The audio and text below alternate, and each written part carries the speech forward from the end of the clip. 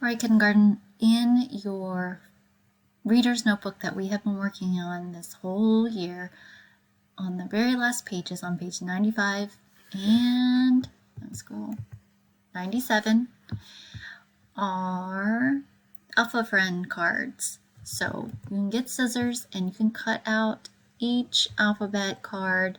Cut, cut, cut, cut, cut, cut, cut. Use your best cutting and cut out each letter card. And I want you to practice these at home. So you can put them in a baggie at home. So cut out this page of alpha cards and put them in a baggie. Then you're going to turn and cut out these page of alpha cards and put them in a baggie. And you can practice these with someone at home, mom, dad, auntie, brother. And just pick out a card and ask or say the letter name and letter sound. Or mom, dad can pick out whichever letter and you can tell them what you know about it. You can say, I know that if they pull out a C, C says K, and the name of it is C, and it is a consonant. If you pull out this one with this picture, I know that that is an I.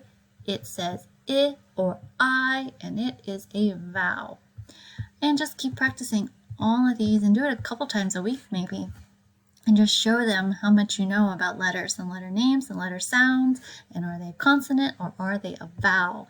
So again, if I were to pull out a P, I'd say that is a P, and it says P as in pig, and it is a consonant. Or, I pull out a U card, it is a U, it can say a or U, it is a vowel.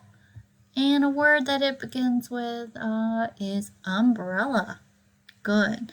All right, so I encourage you to get into your first reader's notebook, cut out page 95, cut out all these cards, cut out page 97, cut out all these cards, put them in a baggie and use them for practice at home.